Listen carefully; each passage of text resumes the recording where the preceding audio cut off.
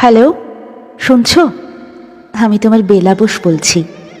চাকরিটা পাওয়ার পর যাকে তুমি প্রথম কল করেছিলে পাবলিক টেলিফোন থেকে, তোমার মনে আছে? মনে থাকবে না কেন? প্রথম প্রেম নাকি কেউ ভুলতে পারে না। আমিও ভুলতে পারিনি হয়তো সেই জন্য।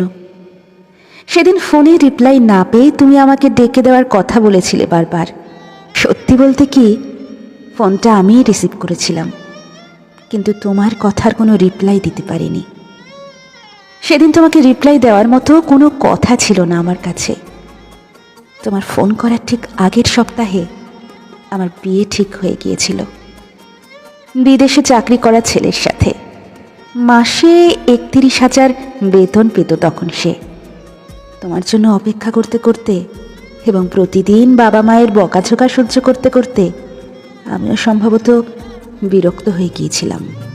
হয়তোবা অনেক টাকা বেতন শুনে একটু লোভী হয়ে গিয়েছিলাম, তাই তো তোমাকে ভুলে বিয়েতে রাজি হয়ে গিয়েছিলাম।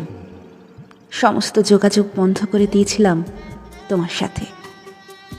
তুমি পরে কারো কাছ থেকে জেনেছিলে সে কথা, আর তারপর থেকে তুমি আমাকে পৃথিবীর সবচাইতে স্বার্থপর মহিলা ভাবতে শুরু করলে। হয়তো এখনও তাই ভাবো। এটাই স্বাভাবিক। তোমার জায়গায় আমি হলে আমিও তাই ভাবতাম। তুমি হয়তো এটাও ভেবেছিলে তোমাকে ঠকিয়ে কত সহজে, কত আনন্দে আমি অন্য একজনের হাত ধরেই সংসার করতে যাচ্ছি। মেয়েরা এরকমই হয়। তোমার মতো অনেক পুরুষ এ কথাই ভাবত। কিন্তু সব মেয়েরা আমার মতো স্বার্থপর নয়। অনেকেই তার মনের মানুষটাকে পাওয়ার জন্য পরিবারের বিরুদ্ধে যায় শেষ পর্যন্ত।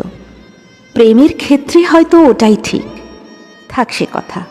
আমি সেটা পারিনি, বা তোমার জন্য শেষ পর্যন্ত অপেক্ষা করিনি, সেটা তো আমি আগেই স্বীকার করেছি।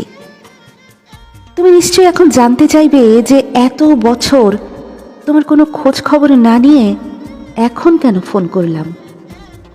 বলছি সে কথা, আমি লোভী হলেও এতটা বেঈমান নই। তোমার মনে আছে শ্রীলেখা বলে আমাদের একজন কমন ফ্রেন্ড ছিল, যার সাথে তুমি যোগাযোগ রাখোনি আমার বিয়ের পর থেকে? কিন্তু আমি শ্রীলেখার সাথে যোগাযোগ রেখেছি। তার কাছ থেকে প্রতিনিয়ত তোমার খোঁজ নিতাম। এমনকি আমি সব সময় এটাও চেয়েছি যে তুমি বিয়ে করে সংসার করো, কিন্তু তুমি সেটা করোনি। আর আমি কোন মুখ নিয়ে তোমার সামনে দাঁড়িয়ে বলতাম যে তুমি বিয়ে করো? তাই তোমার সামনে আসার চেষ্টা করিনি। কিন্তু যখন শ্রীলেখার মুখে শুনলাম যে গত কয়েক মাস ধরে তোমার ভীষণ শরীর খারাপ এবং তুমি সঠিক চিকিৎসা করাচ্ছ না, শরীরের ওপর যত্ন নিচ্ছ না, তখন আর স্থির থাকতে পারলাম না। আসলে কি জানো, আমাদের কারো একজনের ভুল সিদ্ধান্তের জন্য একজনের জীবন নষ্ট হয়, আর একই সময় আর একজনের জীবন গুছিয়ে যায়। সমাজটা এরকমই। তোমাকে ঠকিয়ে আমার সংসার জীবন গুছিয়ে গেছে ঠিকই, কিন্তু মনের ভেতর তো সব এলোমেলো। সেখানে এক মুহূর্তের শান্তি আসে শুধু তোমার সাথে কাটানো সময়গুলোকে স্মরণ করেই। সেটা হয়তো এখন তুমি বিশ্বাস করবে না। আমি স্বার্থপর লোভী হলেও আমার হৃদয়ের সব ভালোবাসা তো তোমার দেওয়া। সেগুলো সব খাঁটি, ঠিক তোমার মতোই। তাই আজ তোমাকে ঠকিয়েও আমি ভালো আছি, আর তোমার সুস্থতা কামনা করি সারাক্ষণ। আজ এত বছর পর নির্লজ্জের মতো তোমার কাছে অধিকারী নিয়ে ফোন করছি, শুধু এই কথাটা বলার জন্য যে তুমি নিজের প্রতি যত্ন নাও। ওপরওয়ালা তোমাকে অনেক অনেক ভালো রাখুন।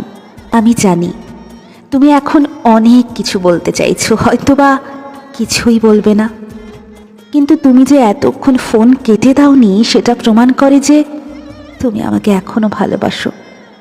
আর একদিন না হয় ফোন করে তোমার সব অভিমান শুনবো। আজ রাখি। আশা করি তুমি আমার অনুরোধ রাখবে। খুব ভালোবাসি তোমাকে। অনেক অনেক ভালো থেকো।